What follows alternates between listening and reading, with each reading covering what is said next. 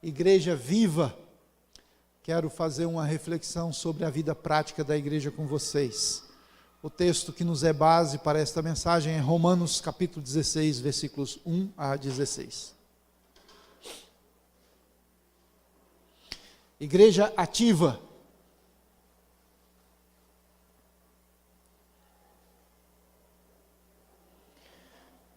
Vamos ler o texto, queridos irmãos? Logo após a leitura a gente vai orar mais uma vez, pedindo a bênção de Deus. Nos diz assim o texto sagrado: recomendo-vos, pois, Febe, nossa irmã, a qual serve na igreja que está em Cencreia, para que a recebais no Senhor como convém aos santos, e a ajudeis em qualquer coisa que de vós necessitar, porque tenho hospedado a muitos, como também a mim mesmo. Saudai a Priscila e a Áquila, meus cooperadores em Cristo Jesus, os quais pela minha vida expuseram as suas cabeças, o que não só eu lhes agradeço, mas também todas as igrejas dos gentios. Saudai também a igreja que está em sua casa. Saudai a Epêneto, meu amado, que é as primícias da Acaia em Cristo. Saudai a Maria, que trabalhou muito por nós.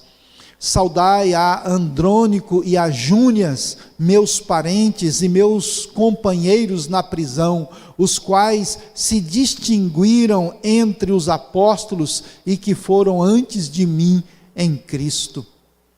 Saudai a Amplias, meu amado no Senhor.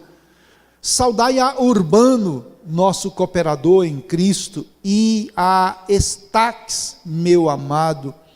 Saudai a Apeles, aprovado em Cristo. Saudai aos da família de Aristóbulo.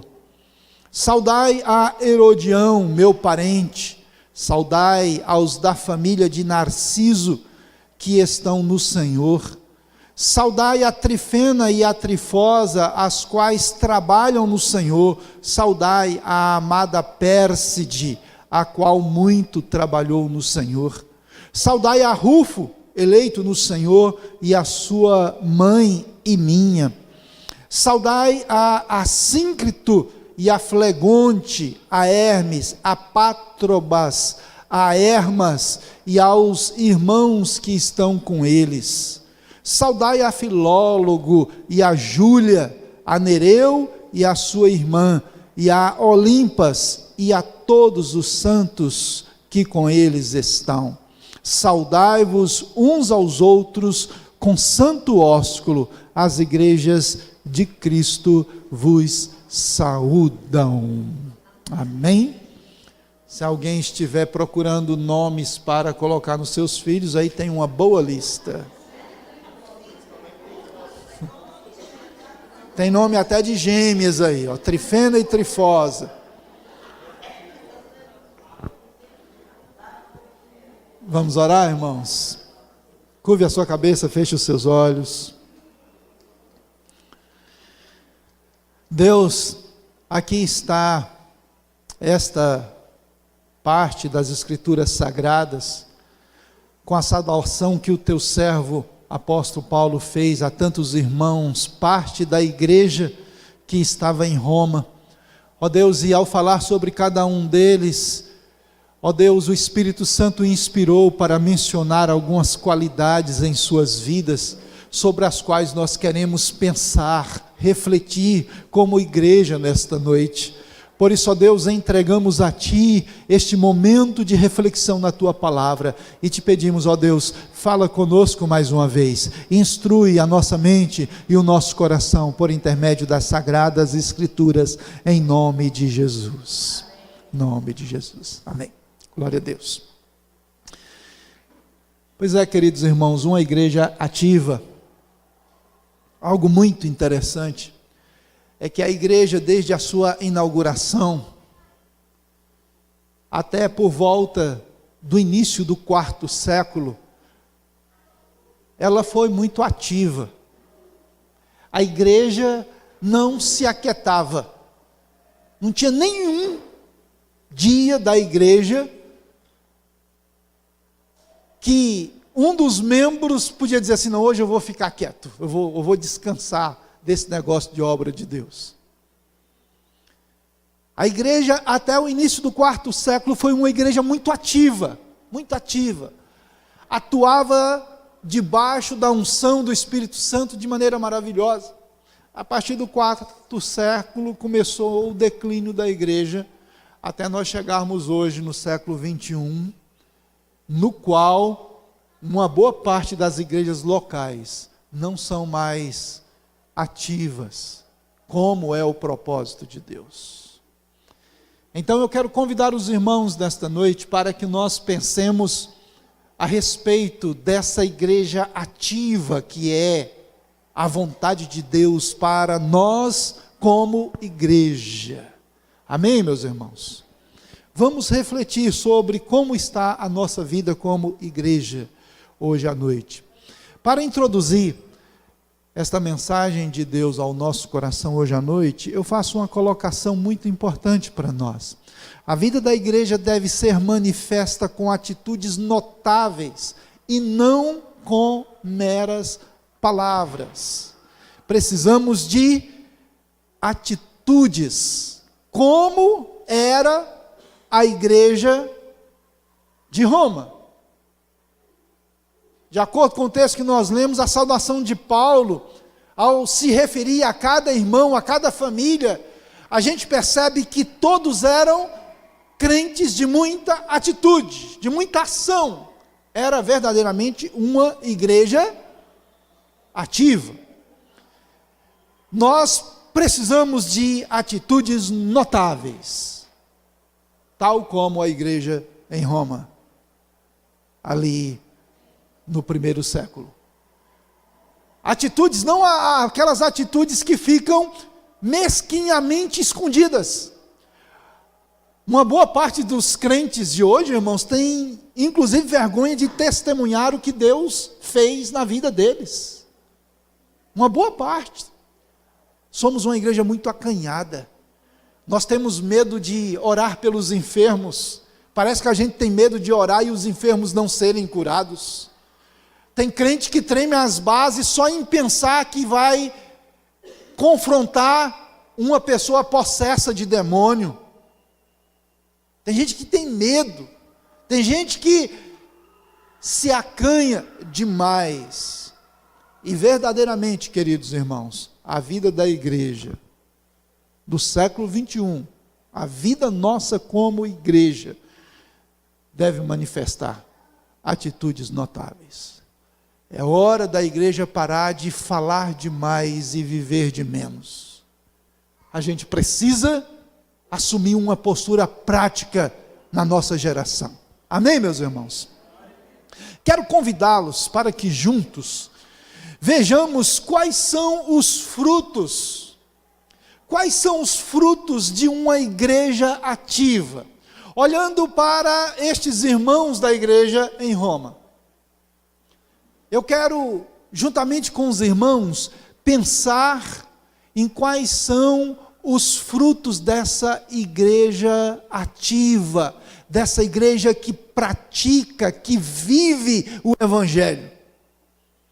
E se porventura, queridos irmãos, ao olharmos esses frutos, e de repente nós descobrirmos que na nossa vida está faltando algum deles, ou alguns, acredito eu que é o momento de Deus, para a gente virar a página, para a gente assumir uma atitude notável, trazendo para o nosso dia a dia esses frutos.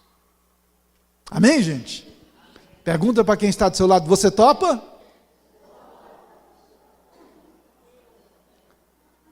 Topa ou não topa? Se porventura tiver algum fruto dessa igreja ativa que não é realidade na nossa vida enquanto que congregação e na nossa vida pessoal, vocês topam que a gente vire a página e traga esse fruto para o nosso dia a dia? De verdade? Então vamos lá. Primeiro fruto. O primeiro fruto que a gente vê aqui, queridos irmãos, hospitalidade amorosa. É o primeiro fruto mencionado por Paulo aí nos versos 1 e 2.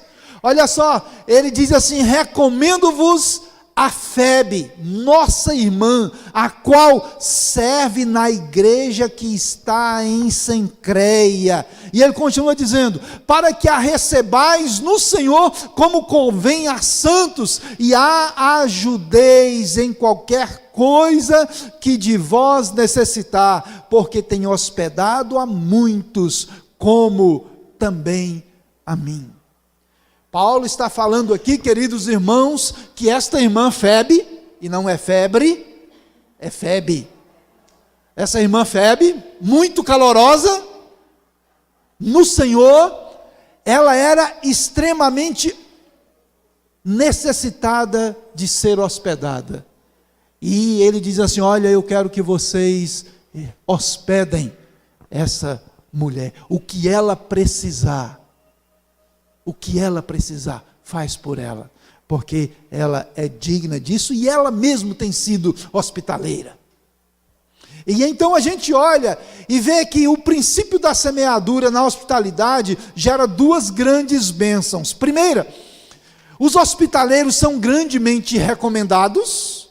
Aqueles que são hospitaleiros, quando necessitam de serem hospedados, estes são. E ainda mais, queridos irmãos, os hospitaleiros são grandemente assistidos. Quer dizer, é uma semeadura. É uma semeadura. Hospitalidade faz parte de uma igreja ativa. A igreja verdadeiramente ativa é uma igreja hospitaleira. Amém, gente? O segundo fruto, presente também na igreja ativa que estava em Roma, queridos irmãos, cooperação extrema. Cooperação extrema. Nos versos 3 a 5a e no versículo 9 a gente vê esse segundo fruto. Paulo diz assim: saudai a Priscila e a Áquila, meus cooperadores em Cristo Jesus, os quais pela minha vida expuseram as suas cabeças, o que não só eu lhes agradeço, mas também todas as igrejas dos gentios. Priscila e Áquila foram capazes de arriscar serem mortos, decapitados por causa do apóstolo Paulo. Que coisa maravilhosa, é uma cooperação extrema. E no versículo 9, aliás, ainda no versículo 5 ele diz: saudai também a igreja que está em sua casa. Versículo 9, saudai a Urbano, nosso cooperador em Cristo. Aleluia. Então, queridos, vejam aqui que havia naquela igreja uma cooperação que era tão extrema que os seus membros eram capazes de dar a vida uns pelos outros. Isso é cooperação extrema. Observe 3 detalhes desse fruto. Primeiro, uma cooperação em Cristo. Trata-se da vida com Cristo. Quem tem Jesus precisa ter esse espírito de cooperação. Amém, meus irmãos? Segundo, uma cooperação abnegada. É o que eu acabei de dizer, eles dariam a vida pela obra de Cristo, e uma boa parte dos cristãos daquela época, de fato, deram a vida por Jesus Cristo. Era uma igreja verdadeiramente ativa, que tinha essa cooperação extrema. E terceiro, uma cooperação abrangente, alcançou toda a igreja. Todas as congregações tinham esse perfil. Eram capazes de ir às últimas consequências por causa da obra de Deus. A pergunta que Deus faz ao nosso coração hoje, irmãos, é: será que não está faltando esse fruto em nós? Às vezes eu vejo a igreja militante de hoje tão desanimada, não é? Eu falo não somente da realidade local nossa, Mas o povo evangélico, de modo geral, não tem a mesma disposição para pagar o preço em favor da obra de Deus, não é? Na maioria do nosso tempo, a gente corre atrás do que é humano, do que é material, e investe o nosso tempo tão pouco nas coisas de Deus e da sua obra, diferente desses irmãos lá. Mas um terceiro fruto da igreja ativa aparece aqui também, queridos, que é primazia honrosa. Primazia honrosa. No versículo 5, a parte B, Paulo diz assim: saudai a quem? Epêneto, meu amado, que é as primícias da Acaia em Cristo. Ele foi um dos primeiros convertidos na igreja da região da Acaia. Era uma primazia honrosa que aquele irmão na igreja tinha, era um fruto presente na sua vida. A honra de sermos os primeiros nos leva a duas posições. Primeiro, nos leva à posição de um amor maior. Geralmente é assim, irmãos, os fundadores de uma determinada igreja são os que mais demonstram amor pela igreja, não é? Não é verdade? Isso é natural. Os fundadores, os que são as primícias, geralmente eles têm um amor maior, porque está naquela obra desde o começo. Assim era Epêneto, ele foi um dos primeiros da igreja da Acaia. Essa primazia honrosa nos leva à posição de um amor maior. E segundo, nos leva à posição de uma responsabilidade maior. Deixe-me falar algo muito importante do coração de Deus para o nosso coração hoje à noite, queridos. Os mais antigos na igreja, geralmente, eles têm mais responsabilidade.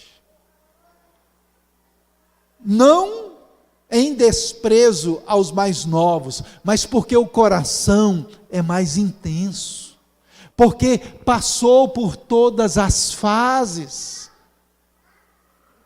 por todos os momentos bons, por todos os momentos muito difíceis. Então, essas pessoas que têm essa primazia honrosa, são pessoas que têm um grande amor e uma grande responsabilidade pela obra de Deus. Esse fruto estava presente na vida de Epêneto, e é também presente na vida de muitos de nós, na igreja de Jesus Cristo, nessa geração.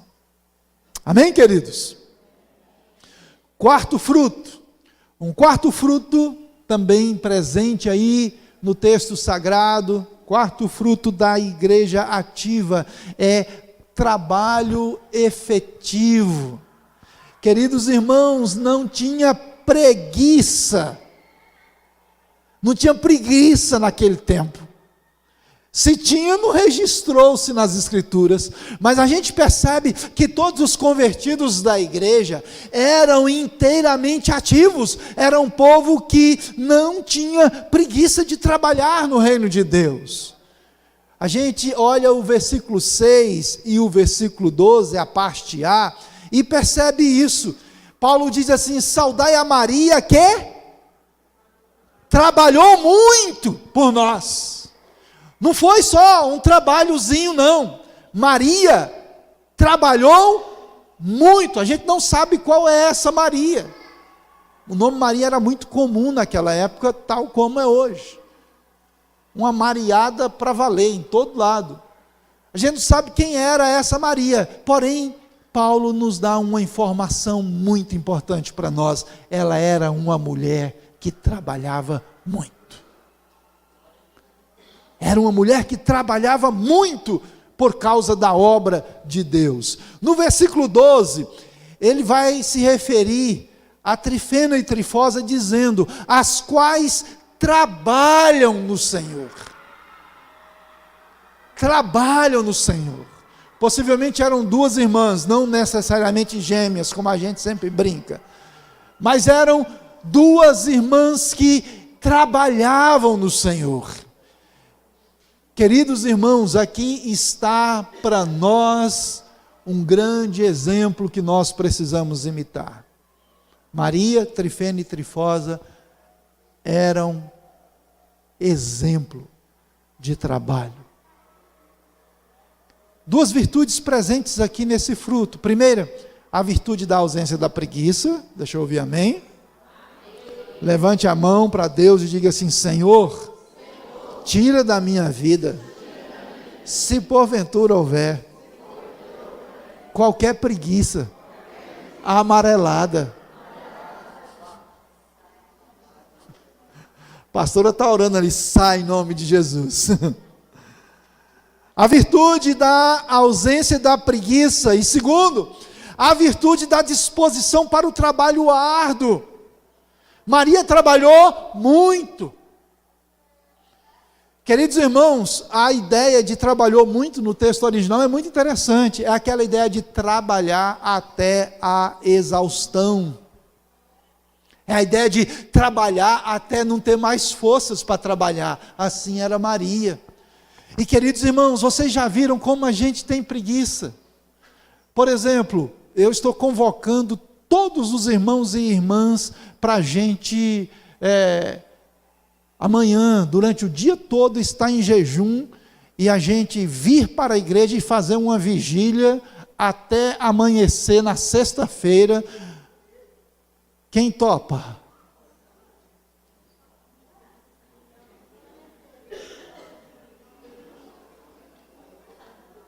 Quem topa?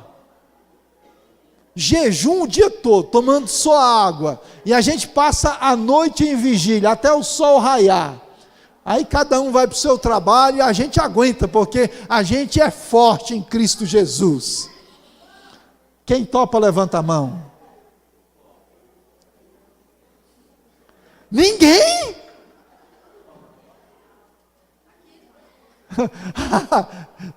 O Pablo vai.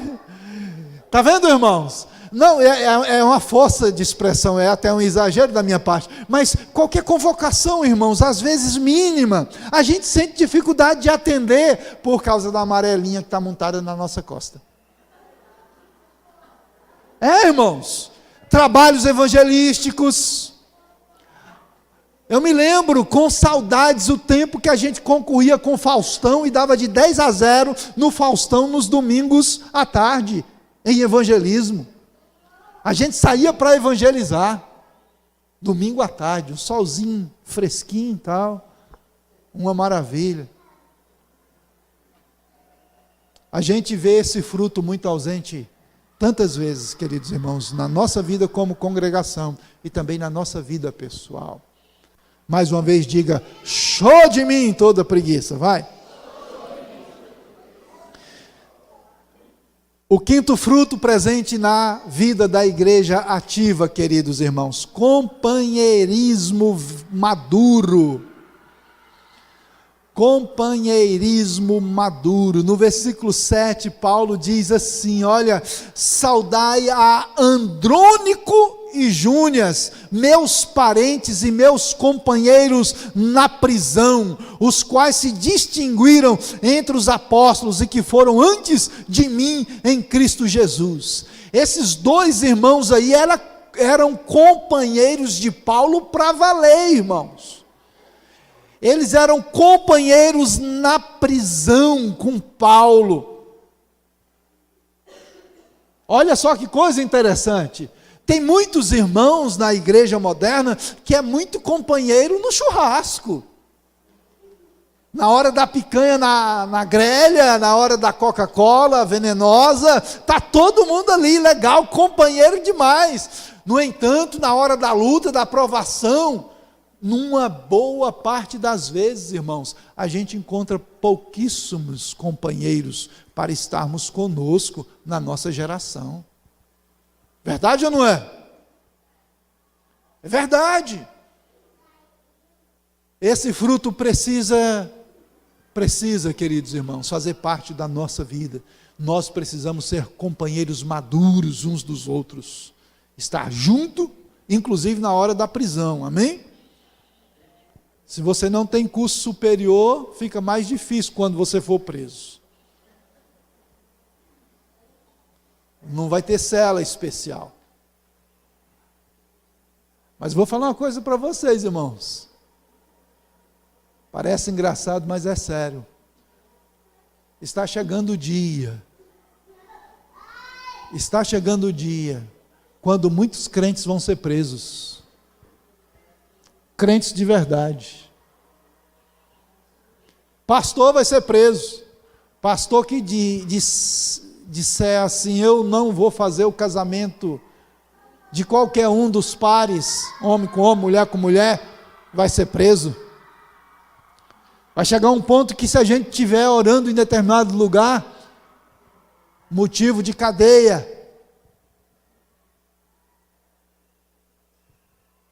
Não é agouro não, irmãos.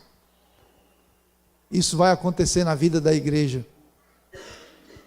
para depurar a igreja, para purificar o povo de Deus. Sempre que a igreja foi pelo caminho da frieza espiritual, Deus permitiu perseguição para acender o fogo do avivamento no meio da igreja. Isso foi em todos os momentos da história da igreja, irmãos, sempre foi assim. É possível que a igreja do século 21 precise desse sacudir de Deus.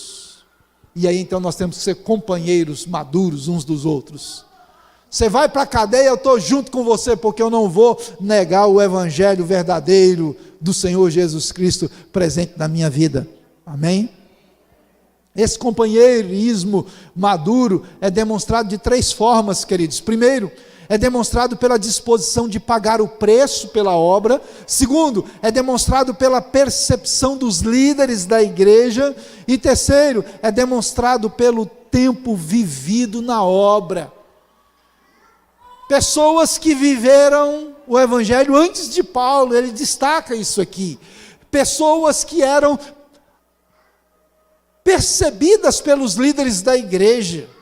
Era gente que era companheira de maneira tão madura que os líderes da igreja sabiam: olha, o fulano de tal lá é maduro o suficiente para estar na cadeia comigo. Demonstrado por essa disposição maravilhosa de pagar o preço pela obra de Deus. Esse fruto também é muito necessário à vida nossa como igreja, em nossa geração, queridos irmãos.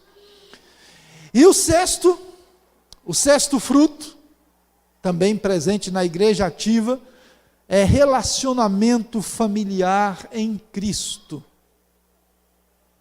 Nos versículos 8, 11, 10 e 13, Paulo fala sobre esse fruto. Ele diz: saudai a Amplíato, meu amado no Senhor. Versículo 11, a parte A: saudai a Herodião, meu parente, possivelmente era primo de Paulo, Herodião.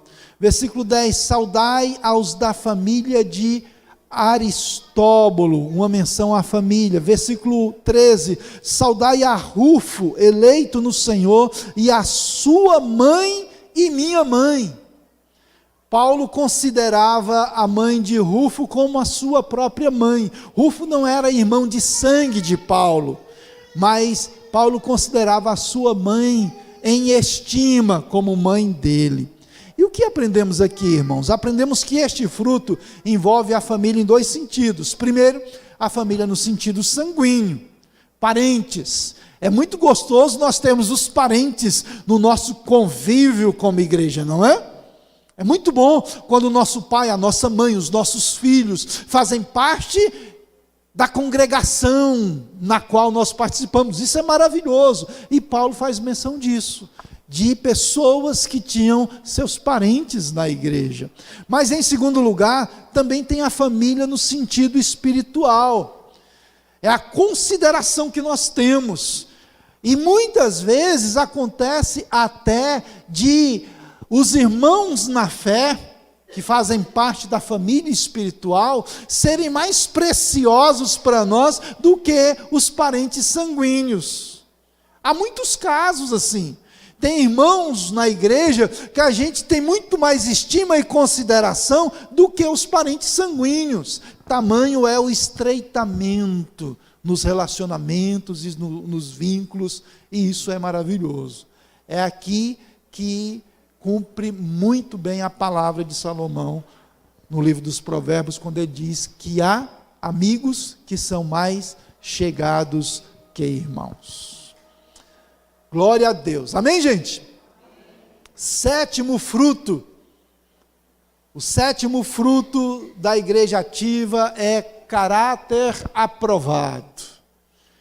Não sei se é porque o povo não tinha tempo para ficar fazendo asneiras, o povo era tão envolvido com as coisas de Deus, que não dava tempo de sair caçando um pecado por aí.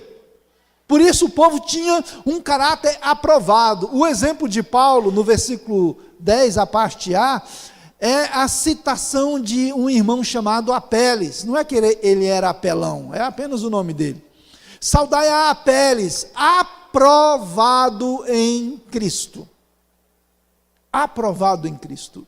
A palavra aprovado, meus queridos, no texto original tem a denotação assim, de uma pessoa que ninguém podia apontar o dedo para ela e dizer, nisto você está errada. Era alguém aprovado, era alguém que tinha um caráter aprovado, assim era Apeles. E a gente observa que toda prova leva a um dos três resultados: reprovação sem recuperação. Tem gente que é tão mau caráter, que é reprovado de maneira que não tem jeito de sarar um indivíduo. Por mais que a gente tente, o indivíduo está sempre sendo mau caráter. Já viram que tem gente assim? Na história nossa de liderança na igreja, nós temos exemplo, graças a Deus que é um número pequeno, de pessoas que a gente luta com a pessoa, a gente trabalha com ela, trata áreas do caráter que são defeituosas, mas a pessoa, às vezes, começa a melhorar, e de repente, está tudo bagunçado de novo. A gente ora, a gente jejuma, a gente aconselha, e a pessoa não presta. Incrível, não é? Mas tem gente assim, caráter totalmente reprovado, sem recuperação. Mas tem, em segundo lugar, reprovação com recuperação. Tem gente que inclusive vem para a igreja com um caráter terrível. Chega na igreja mau caráter. E à medida que a gente vai tratando, a pessoa vai sendo recuperada. E ela deixa de ser mau caráter. Ela deixa de ser o mentiroso ou a mentirosa que era. A pessoa vai mudando e se torna como Apeles, aprovado no Senhor. E em terceiro e último lugar, uma aprovação total mesmo. É quando a pessoa começa a viver para Deus e a vida dela é assim, irmãos. Olha aqui, ó. Olha aqui para a minha mão. Está aqui e a pessoa vai, ó, só subindo, só subindo, só subindo. A vida dela é sempre melhor. A vida dela hoje é melhor do que ontem. E ela vai só progredindo, progredindo, progredindo. É o tipo da pessoa que se descobre que tem alguma coisa errada na vida dela, ela toma a decisão de mudança e muda mesmo. E a gente está descobrindo, basicamente todos os dias, alguma coisa errada na nossa vida, não é? E a gente vai, então, mudando para a glória do Senhor. Assim era Apeles, um homem de caráter aprovado. Como nós precisamos desse fruto na igreja hoje, irmãos. É muito bom sermos crentes na congregação, nos cultos. E é fácil, não é? Aqui não dá nem tempo da gente fazer qualquer coisa errada. É 1 hora e pouco só. Aqui é muito bom. Cantar, fechar os olhos, adorar, ouvir a palavra, anotar a mensagem, é tudo muito bom. Mas, mais do que isso, queridos irmãos, lá fora, precisamos ser inclusive melhores do que o que somos aqui dentro. É lá fora que devemos fazer a diferença para a glória de Deus. Deixa eu ouvir amém. Ok, meus amados irmãos, e o oitavo e último fruto, eu não estou me delongando muito em cada fruto, porque são muitos, são 8. Esse é o último fruto de uma igreja ativa, vida em congregação. O povo não dava conta de ficar sem ir às reuniões da igreja. Olha que coisa maravilhosa. Não precisa ser profeta, nem ter grandes revelações, para saber que nesse exato momento tem muitos crentes, membros do Ministério Luz para os Povos, que estão em casa, talvez até curtindo uma novela da Globo, bebendo ali umas gotas do veneno de Satanás através da Globo, ou curtindo um filme, fazendo churrasco, sei lá. É possível que tenha gente da nossa congregação que poderia estar aqui e não está. É verdade ou não é, irmãos? Na igreja ativa, lá em Roma, havia vida em congregação.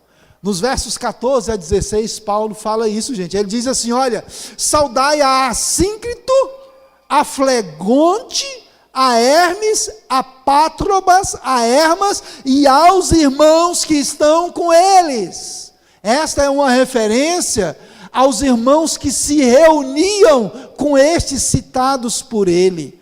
Era uma congregação.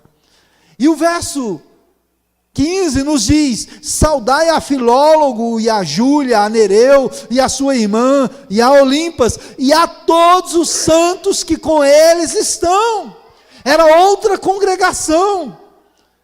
O povo se reunia, o povo gostava de estar junto.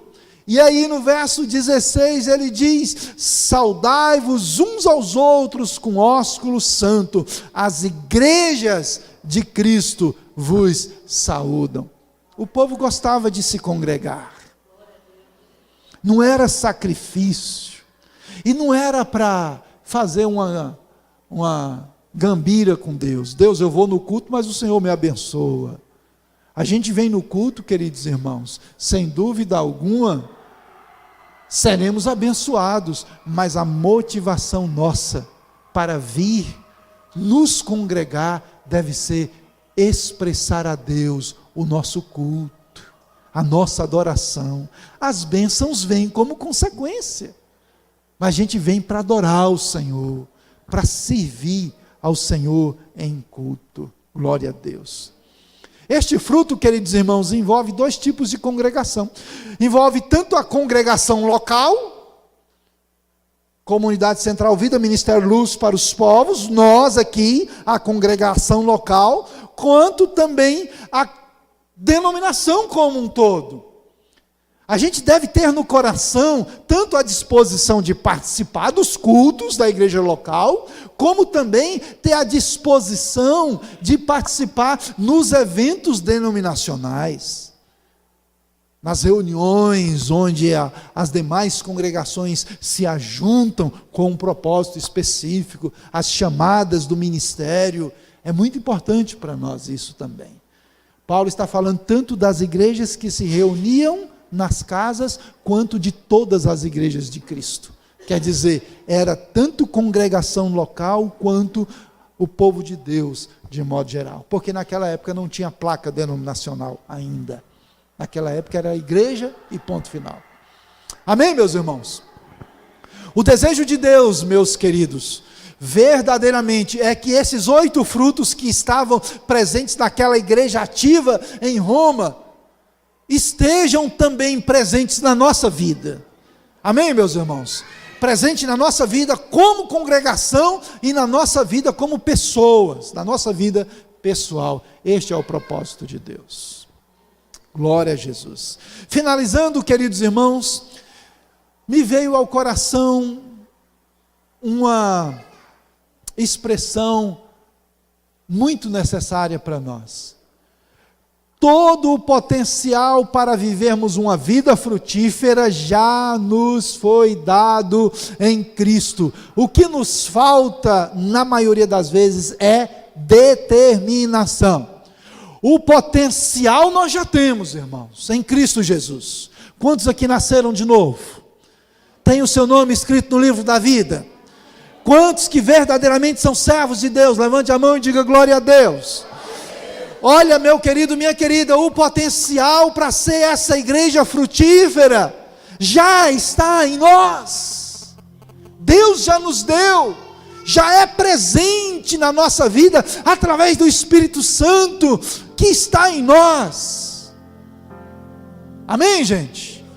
Porém, amados irmãos, o que nos falta é determinação. Nós precisamos determinar. E determinar significa: eu farei, eu serei, eu vou frutificar até as últimas consequências. Eu não vou parar enquanto eu não me tornar um cristão plenamente frutífero. Assim como é essa lista de irmãos mencionada por Paulo aqui no final do livro de Romanos. Vamos orar por isso, queridos? Fiquemos em pé e peçamos a Deus a bênção sobre a nossa vida, para que sejamos assim, em nome de Jesus.